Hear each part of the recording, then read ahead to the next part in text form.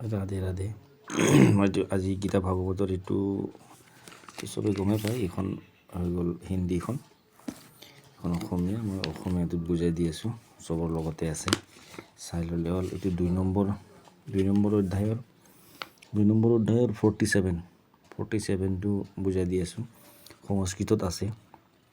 সংস্কৃত মোৰ ইমান ক্লিয়াৰ নহয়, নাজানো, তথাপি ট্ৰাই কৰিছোঁ আৰু সংস্কৃতটো, বাকী অসমীয়াখিনি মই বুজাই আছোঁ ভালকৈ। সংস্কৃতত 47 নম্বৰটো 2 নম্বৰ অধ্যায়ৰ 47 শ্লোক না।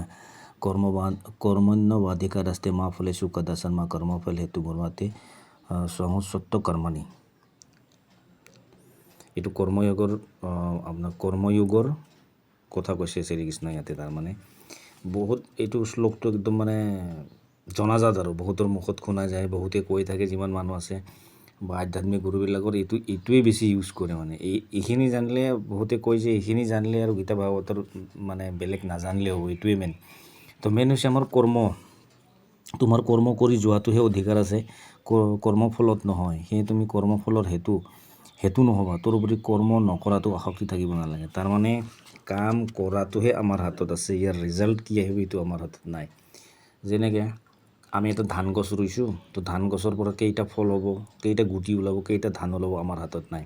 কিন্তু আমাৰ ধান গছটো ৰোৱাটোহে কৰ্ম। আমি ধান গছটো ৰুই দিলোঁ, এতিয়া কৈ আছোঁ বোলে কিমানটা ফল হ'ব, কিমান টেনশ্যনত আছোঁ, ফল হ'বনে নাই, কি হ'বনে নাই। তো টেনশ্যন পূৰা এৰি দিয়া। শ্ৰীকৃষ্ণই কৈছে যে টেনশ্যন মোৰ হাতত আছে, তেতিয়াহ'লে কাম কৰ, কাম কৰি যা, যি কাম কৰিবি তাৰ ফল আহিবই। কাৰণ ৰিজাল্টটো তোৰ হাতত নাই, ৰিজাল্টটো মোৰ হাতত ৰাখিছোঁ। সেই বুলি ৰিজাল্ট কি শ্ৰীকৃষ্ণৰ হাতত আছে বুলি আমি একো কাম নকৰিম, কৰ্ম নকৰিম, এনেকুৱা নহয়।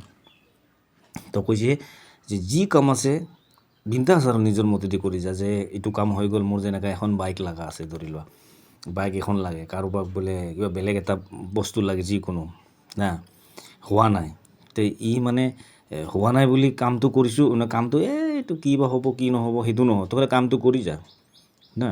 তো যিখিনি কাম আছে সেইখিনি কাম তই কৰি যা। যিকোনো কাম আছে, কাৰোবাৰ ঘৰৰ প্ৰব্লেম আছে, কাৰোবাৰ কি কাম আছে, এইটো কাম নহ'ব নেকি, নহয় নেকি, নাই হ'ব। তো খালি কৰ্ম কৰ, ফলটো শ্ৰীকৃষ্ণৰ হাতত, সি ফল দিমেই বুলি কৈছে, ফল হ'বই। নিস্বাৰ্থ কৰ্ম কৰিব দিছে। নিস্বাৰ্থ কৰ্ম ভাল কৰ্ম, চাফা কৰ্ম, নিস্বাৰ্থ কৰ্ম, ভাল কৰ্ম কৰিলে তাৰ ৰিজাল্ট ভালেই আহিব আৰু ভালেই হ'ব। তো এইটো অধ্যায়টোত এইটোৱে বুজাইছে। তো কোনো মানুহে মানে আলচি কৰি বা সেই কৰি কামৰ পৰা পলাব নালাগে। যেনেকৈ উশাহ নিশাহ লৈ আছোঁ, পলাব কোনে? উশাহ নিশাহ লৈ থকাটোও কাম, ভাত খাব লাগিব সেইটোও কাম। তো কামৰ পৰা পলাই লাভ নাই, কাম কৰিবই লাগিব। যিকোনো কাম হওক, কাম কৰি যাই থাকিলে হ'ল, বিন্দাছ, টেনশ্যন নাই। চাব শ্ৰীকৃষ্ণ, মই জাষ্ট কৰি যাই আছোঁ, ৰিজাল্ট তাৰ না। তো সেইটোৱে কথা। কিছুমান জ্ঞানী মানুহে কয় নহয়, গাড়ী ল'লে মানে নতুন গাড়ী লৈছোঁ, গাড়ী এখন ল'লে নেকি, মানে মই লোৱা নাই, দিছে ভগৱানে, এইখন চলাই আছোঁ, নেক্সট আৰু কি দিয়ে চাওঁ। তো এনেকুৱা কৰ্ম, মানে শ্ৰীকৃষ্ণৰ ওপৰত চব ডিপেণ্ড না।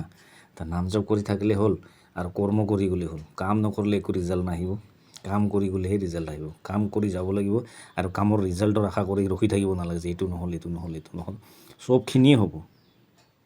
খালি কৰ্ম কৰিব লাগিব। কৰ্মৰ পৰা পলালে নহ'ব। আৰু পলাব কোনে? কৈছে পলাবও নোৱাৰা কোনে ইয়াৰ পৰা, কাৰণ উশাহ নিশাটোতো ল'বই লাগিব।